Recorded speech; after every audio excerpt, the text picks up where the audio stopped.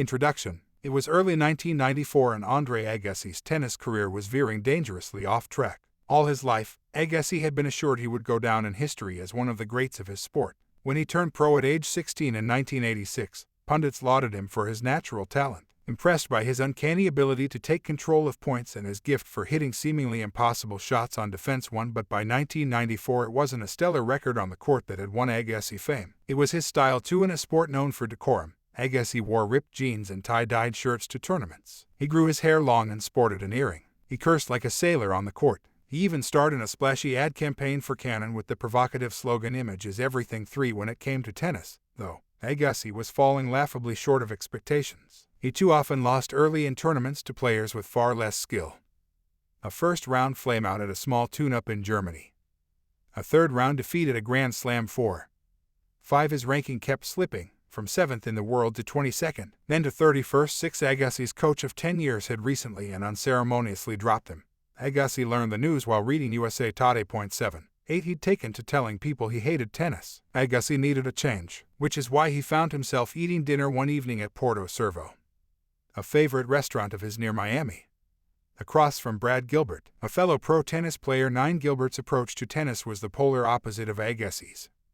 Fastidious, methodical, and inelegant, it lacked Agassi's obvious gift for the game. And yet Gilbert, then 32 years old, had been ranked among the world's top 20 players for years, even reaching number 4 in 1990, much to the surprise of tennis aficionados. 10-11 Just a few months before the dinner with Agassi, Gilbert had detailed his unusual approach to tennis in an instant bestseller called Winning Ugly. 12 It was Winning Ugly that had prompted the dinner. After reading the book, Agassi's manager had encouraged his struggling client to talk with Gilbert. 13 Agassi needed a new coach, and his manager had a hunch that Gilbert, who was old enough to consider retiring from the pro tour, might be the person who could turn Agassi's career around. Agassi had agreed to the meeting, but as he would later recount in his brilliant 2009 autobiography, Open, he was skeptical. Gilbert was known for his peculiarities, both on and off the court. And as the dinner unfolded, he only added to Agassi's uncertainty. First, Gilbert refused an outdoor seat with an ocean view. Then, upon discovering his favorite beer wasn't on the menu, he dashed to a nearby market to pick up a six-pack and insisted it be stored on ice in the restaurant's freezer. It took a while for the group to get settled, but when they finally did, Agassi's manager opened with a question for Gilbert. 14 What, he asked, did Gilbert think of his client's game? Gilbert took a long swig of his drink and swallowed slowly. He didn't mince words. If he had Agassi's skills and talent, he replied, he'd be dominating the pro tour. As he saw it, Agassi was misusing his gifts. You try to hit a winner on every ball, he said. It was a serious shortcoming. No one can hit an outright winner on every shot, Gilbert pointed out, and trying to do so was eroding Agassi's confidence bit by bit each time he fell short. Having played against Agassi many times, Gilbert had witnessed this pattern firsthand. Agassi could see the wisdom in this assessment. He'd always been a perfectionist, but until Gilbert's remarks, he'd viewed that trait as a strength rather than a weakness. Growing up, he'd learned to go for the kill from his father, an Olympic boxer who was perpetually hunting for the knockout blow, the one punch that would vanquish his opponent. 15 During training sessions on the homemade court in their backyard, the Olympian had echoed the advice of his former boxing coach. Hit harder, he'd yell at his 5-year-old son. 16 Hit earlier. Agassi had long considered his exceptional ability to hit knockout shots an advantage. Gilbert was saying it was his Achilles heel. To win, Gilbert continued, Agassi needed to shift his focus. Stop thinking about yourself, he admonished, and remember that the guy on the other side of the net has weaknesses. 17 It was Gilbert's uncanny ability to size up his opponents that allowed him to beat far better players. 18 He didn't try for a knockout to claim each point. He found a strategy that eased that burden. Instead of you succeeding, Gilbert said, make him fail. 19 Better yet, let him fail. Because Agassi was looking to hit a perfect shot every time, Gilbert explained. He was stacking the odds against himself and assuming too much risk. Gilbert's message was simple. The self-focused approach to tennis on which Agassi had built his career was not the best approach. Not if he wanted to win. There was a better way, one that required sizing up the competition and tailoring his game to capitalize on his opponent's weaknesses. It might be a less dazzling style of tennis than Agassi was used to playing, but it would be more effective. 15 minutes into the conversation, Gilbert got up to use the restroom. Agassi immediately turned to his manager. That's our guy, he said. 20 A few months later, Agassi entered the U.S. Open unseeded. He wasn't even expected to crack the top 16-21, but with Gilbert's coaching, his style had changed. He faced an old rival early on, the tournament's 6th seed, Michael Chang, and remained unshaken in a nail-biter.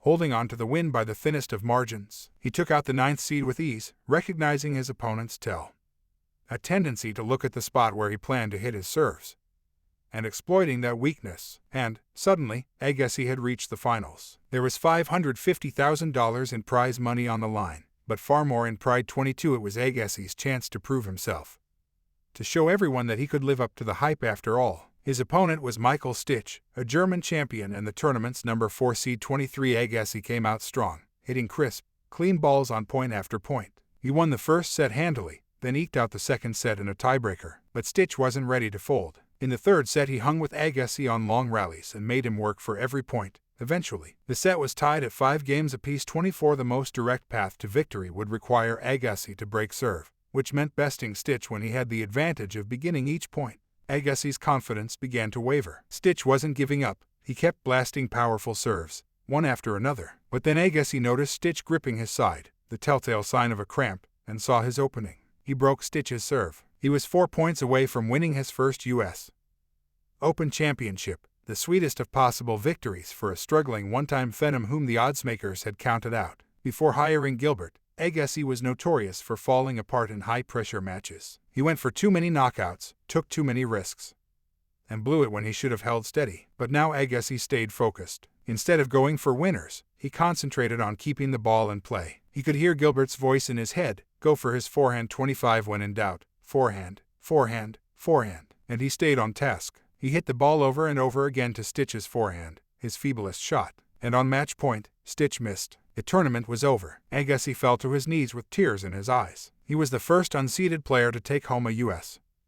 Open trophy in 28 years. 26. He'd made history. If you've ever tried to make a big change to your life, to accomplish more at work or in school, to get in shape for a marathon, to build a nest egg for retirement, then you know there's a lot of advice out there about how to succeed. In fact, you've probably tried acting on some of it. Maybe you've tracked your steps with a Fitbit or set calendar reminders on your phone to practice deep breathing exercises on your lunch break. Perhaps you've cut out your afternoon coffee habit, putting the money you would have spent at the cafe into a savings account.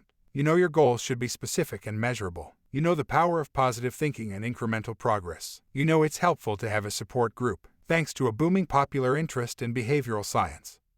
The last 2 decades have seen an explosion of new research and information. TED Talks, books, workshops, apps, about practical tools that can help you change your behavior and encourage others to do the same. But, as you've likely noticed, widely touted techniques don't always help you, or others, change. You forget to take your medication again, in spite of downloading that goal-setting app to help. You procrastinate on that big quarterly report for your boss in spite of setting daily reminders to work on it.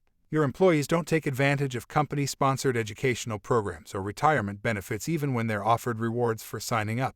Why is it that these tools and techniques designed to spur change so often fail? One answer is that change is hard, but a more useful answer is that you haven't found the right strategy. Just as Andre Agassi spent years falling short of his potential by playing tennis with the wrong approach, we often fail by applying the wrong tactics in our attempts at change. Like Agassi, we search for solutions that will deliver the quick knockout victory and tend to ignore the specific nature of our adversary. But to give yourself the best chance at success, it's critical to size up your opponent and develop a strategy tailored to overcome the particular challenges you face. The surest path to success is not one size fits all. Instead, you must match your approach to your opponent. In tennis, there's a generic playbook that works reasonably well. Hit hard serves. Run your opponent side to side. Get to the net whenever you can. It's not a bad strategy. But if you're a really good tactician, like Gilbert, you'll take advantage of the fact that specific opponents have specific weaknesses. Maybe the player you're facing can't handle a low slice to the backhand side. You can torture them with that shot again and again and winning will be far easier. Behavior change is similar. You can use an all-purpose strategy that works well on average. Set tough goals and break them down into component steps. Visualize success. Work to create habits, tiny ones, atomic ones, keystone ones, following the advice laid out in self-help bestsellers. But you'll get further faster if you customize your strategy. Isolate the weakness preventing progress, and then pounce. As an undergraduate and later as a PhD student in engineering, I was deeply bothered by the pesky human problems my friends and I couldn't seem to avoid. Why did I find it so hard to stop watching Lost and study for my tests? Why couldn't I get myself to go to the gym more regularly? Why did my roommates always put off homework until the last minute and eat Lucky Charms and Frosted Flakes for every meal? As an engineer who spent much of her time solving more technical problems,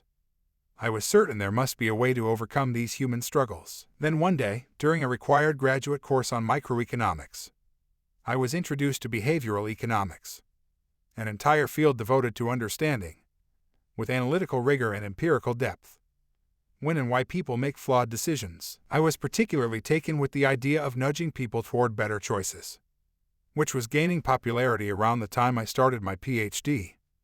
The founders of the nudge movement, scholars Cass Sunstein and Richard Thaler, argued that because humans make predictably imperfect decisions, managers and policy makers can and should help them avoid common mistakes. 27 The idea was that by nudging people toward objectively better choices, you could improve their lives at little to no cost without restricting their freedom. Suddenly, I realized it might be possible to develop nudges to tackle familiar problems, such as binge-watching Lost or failing to exercise. So I jumped on the nudge bandwagon, exploring how to nudge both myself and others into healthier choices and better financial decisions. Soon I was a gym regular and Lost marathons were in my rearview mirror. But my interest in the power of nudging took on a new urgency a few years later when, as a newly minted assistant professor at Wharton, I was confronted with strong evidence that our small, daily failures to exercise or eat healthfully aren't trifling human foibles, but rather are serious matters of life and death. During an otherwise dull academic presentation, I encountered a pie chart that's been burned into my mind's eye ever since. The chart broke down why most Americans die earlier than they should.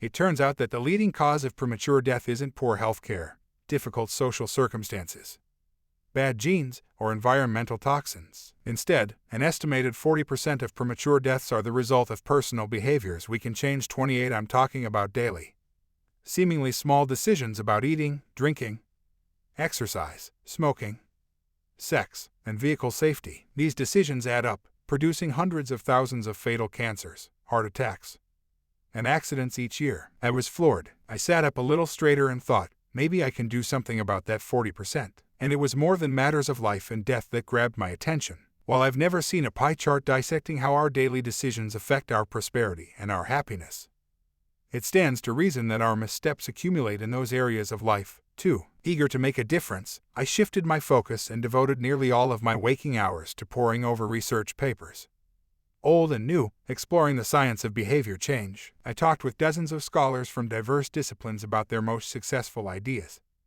as well as their failed studies. And I worked with small startups as well as industry giants, such as Walmart and Google, to develop tools for nudging better decisions. As I tried to make sense of what worked well and what didn't, I began to see a consistent pattern. When policymakers, organizations, or scientists applied a one-size-fits-all strategy to change behavior, the results were mixed. But when they began by asking what stood in the way of progress, say, why their employees weren't saving enough money or getting flu shots, and then developed targeted strategies to change behavior, the results were far better. I couldn't help but see the parallels to the way I'd been taught to think in engineering school. An engineer can't design a successful structure without first carefully accounting for the forces of opposition. So engineers always attempt to solve problems by first identifying the obstacles to success. Now, studying behavior change, I began to understand the power and promise of applying this same strategy. It's the very strategy that turned Andre Agassi's tennis career around by helping him refocus on his opponent's weaknesses. Of course, when it comes to changing your behavior, your opponent isn't facing you across the net. Your opponent is inside your head. Maybe it's forgetfulness, or a lack of confidence, or laziness, or the tendency to succumb to temptation. Whatever the challenge, the best tacticians size up their opponent and play accordingly. This book is intended to help you do exactly that. It takes Gilbert's winning strategy and applies it to behavior change. The chapters ahead show you how to identify your adversary, understand how that adversary tries to thwart your progress, and apply scientifically proven techniques that are tailor-made to vanquish it. Each chapter focuses on an internal obstacle that stands between you and success. By the time you're finished reading, you'll know how to recognize these obstacles and what can help you overcome them. I've had the good fortune to collaborate with dozens of the world's best economists, psychologists, computer scientists, and doctors, all of whom share my goal of understanding how we can change behavior to improve lives. 29 Our collective research has generated important insights that have already helped universities boost student achievement, medical practices cut down on unnecessary antibiotic prescriptions, nonprofits increase volunteering, and employers boost enrollment in benefits programs. 30, 31, 32, 33 We've also found techniques that can help anyone kickstart an exercise habit, improve their diet, increase the balance in their savings account, or get to the polls on election day. By using these tools consistently, my hope is that you'll see small changes accumulate into big results. This is the approach that helped Andre Agassi turn his career around. He applied Brad Gilbert's philosophy one match at a time, using specifically tailored strategies to defeat each opponent in his path. And the wins added up. Soon after Agassi's surprise victory at the 1994 U.S. Open, he captured the #1 world ranking, a title he would go on to hold for 101 weeks over the course of his now legendary career. 39 Brad Gilbert's advice made Agassi's transformation possible. And with the help of this book, my hope is that you, too, can turn the odds in your favor. Chapter 1: Getting Started. When I first visited Google's sprawling corporate headquarters in 2012, I felt like a kid entering Willy Wonka's chocolate factory. The company's campus in Mountain View, California, boasts state-of-the-art everything, with a bit of whimsy on top. As I wound my way between office buildings, I encountered beach volleyball courts, fanciful sculptures, a gift shop stocked with branded tchotchkes, and free world-class restaurants. It was stunning. Google had invited me and a group of other academics to its headquarters to attend a retreat for its senior human resources directors. But I couldn't help wondering what this company, one of the world's most innovative and successful, could possibly need from us. The smiling employees whizzing by on bikes painted in the primary colors of their company's logo certainly didn't look like they had any problems. Google had raked in $38 billion in revenue the year before my visit, but everyone has problems. Even Google. The company had convened the retreat to find new ways to help its employees make better decisions both at work and at home, with a particular emphasis on improving their productivity as well as their health and financial security. Point 2. Midway through the event, Prasad Sethi, a Wharton alum and Google vice president who had been in human resources for several years, asked me a seemingly innocuous question that would set me on the path to one of my most significant discoveries for Google. He explained, offered its employees a wide range of benefits and programs designed to make their lives and jobs better and to solve such problems as undersaving for retirement, overuse of social media, physical inactivity, unhealthy eating, and smoking. But oddly enough, these programs weren't widely used. Prasad was both puzzled and frustrated that so many programs his team had created went largely ignored. Why weren't employees clamoring to take advantage of free skill-building classes? Why weren't they all signing up for the company's 401 match and personal trainers? Prasad had considered a few possible explanations, all of them plausible enough. Maybe the programs were being poorly advertised, or maybe employees were just too busy to take advantage of them. But he also wondered about timing. Did I know, he asked, when Google should encourage employees to take advantage of these resources? Was there some ideal moment on the calendar or in someone's career to encourage behavior change? 6. I paused. Prasad's question was clearly important, and yet, to my knowledge, academics had largely overlooked it. If we hoped to effectively promote behavior change, of course we would need to understand when to begin. Although I didn't have an easy answer for Prasad, I did have a hunch. I told him that before I could offer a reply grounded in solid evidence, I would need to review the academic literature and gather some data of my own. I started itching to get back to my research team in Philadelphia. The power of a blank slate. Prasad was hardly the first leader I'd met who was perplexed by the stubborn persistence of unhealthy or unproductive behavior. I've spent countless hours talking with frustrated public health officials about how to reduce smoking, boost physical activity, improve diets, and increase vaccinations.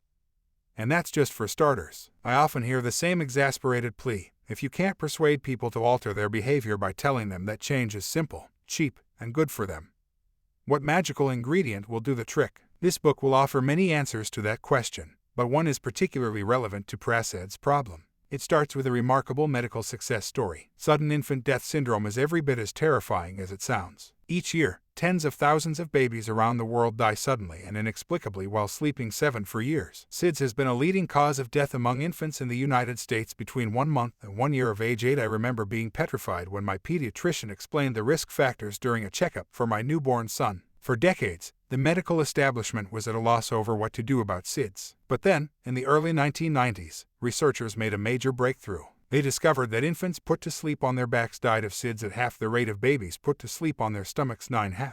This was a discovery worthy of celebration and fast action. It presented an opportunity to save hundreds of thousands of lives, so naturally, the public health community wasted no time spreading the word. The U.S.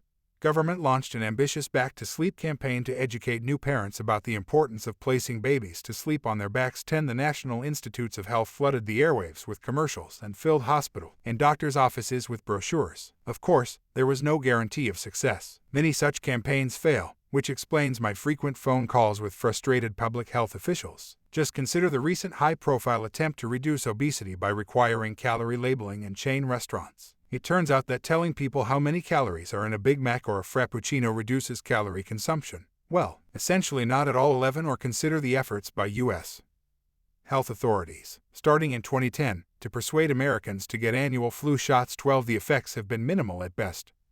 43% of Americans now get flu shots, up from 39% before the policy was implemented. 13. 14. So there was every reason to expect that the Back to Sleep campaign would be the same old story, making only a small dent in a massive problem. Thankfully, the campaign worked wonders. Between 1993 and 2010, the percentage of infants put to sleep on their backs in the United States shot up, more than quadrupling from 17% to 73%, and deaths from SIDS plummeted. 15. The message hasn't gone out of style. In 2016, decades after the campaign began, my doctor handed me a Back to Sleep pamphlet when I gave birth in Philadelphia. But if Back to Sleep was unquestionably a huge success, why had so many other similar campaigns floundered? Prasid's question about timing inspired me to formulate a hypothesis. The moment you become a parent is unquestionably one of life's starkest turning points. Just a day before your child's arrival, there was no helpless baby to feed, clothe, protect, and soothe. Then boom, all of that changes. Everything about parenthood is new and different,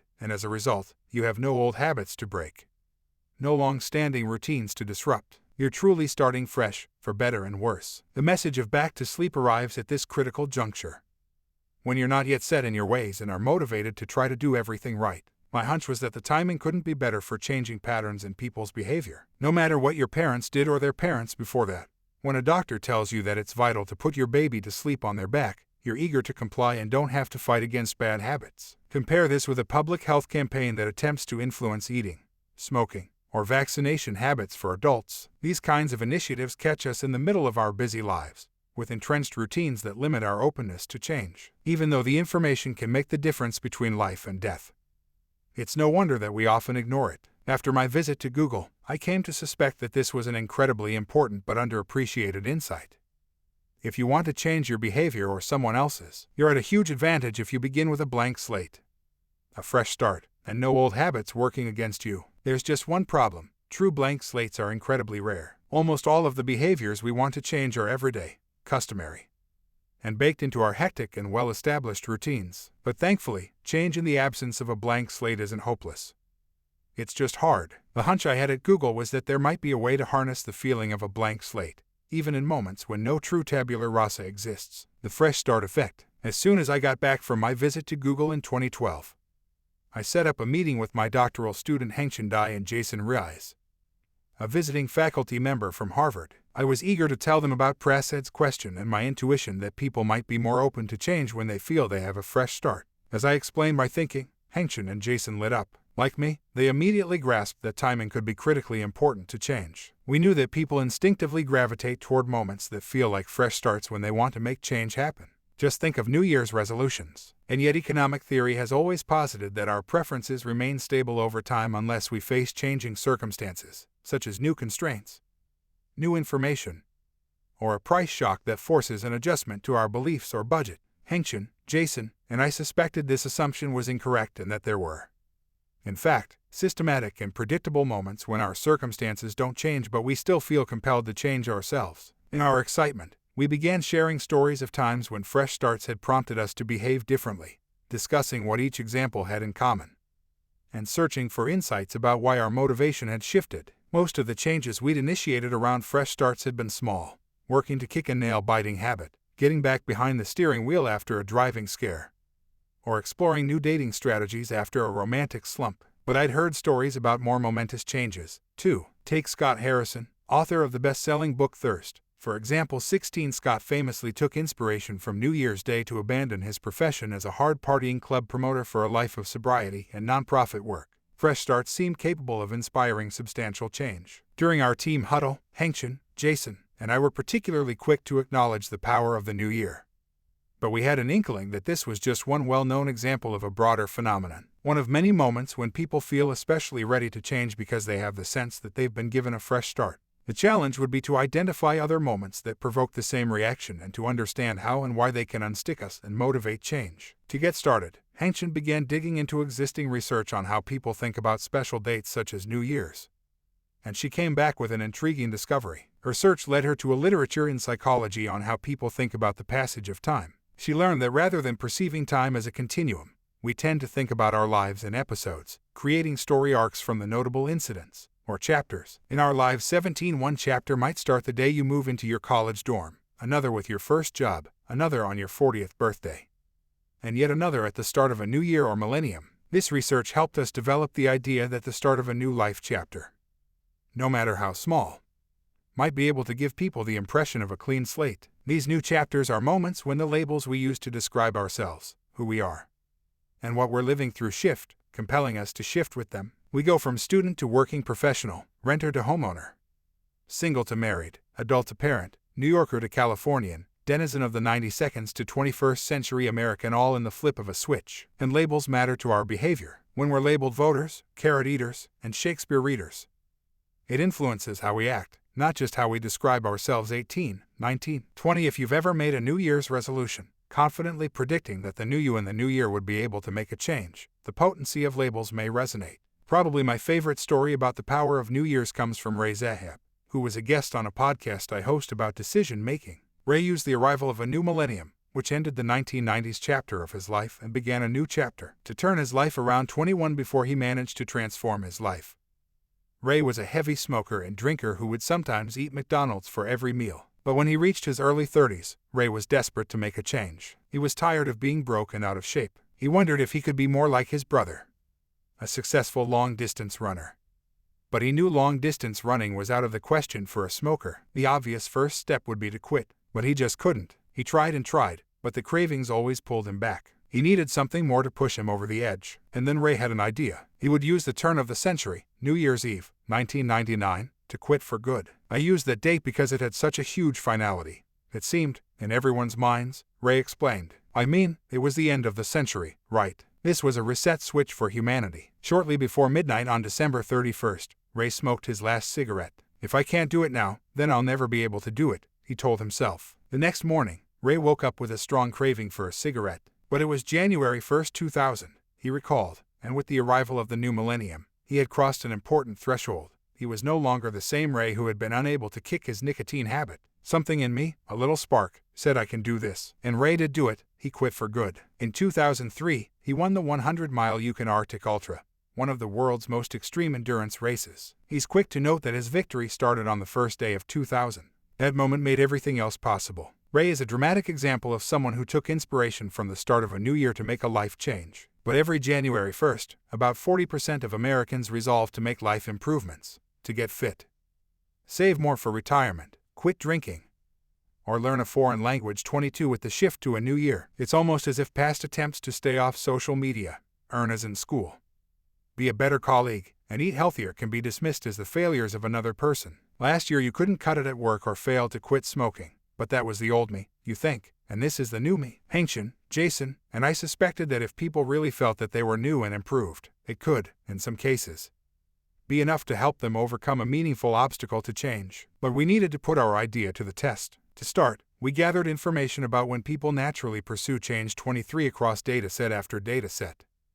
We found the same patterns. Undergraduates at a campus fitness center were more likely to visit the gym not only in January, but also earlier in the week, after a school holiday, at the beginning of a new semester, and after their birthdays. Similarly, in January, on Mondays, and after holiday breaks, we documented an uptick in online goal setting and in diet searches on Google. We also found that people's birthdays were linked with more goal creation on StickK. Our analyses produced a remarkably consistent picture of what Hengchen, Jason, and I have come to call the fresh start effect. When we surveyed a panel of Americans about how they feel on fresh start dates such as New Year's or their birthday, we heard again and again that new beginnings offer a kind of psychological do-over. People feel distanced from their past failures. They feel like a different person. A person with reason to be optimistic about the future. 24. We're more likely to pursue change on dates that feel like new beginnings because these moments help us overcome a common obstacle to goal initiation, the sense that we've failed before and will, thus, fail again. This explains why every Monday, I'm sure the week ahead will be more productive than the last,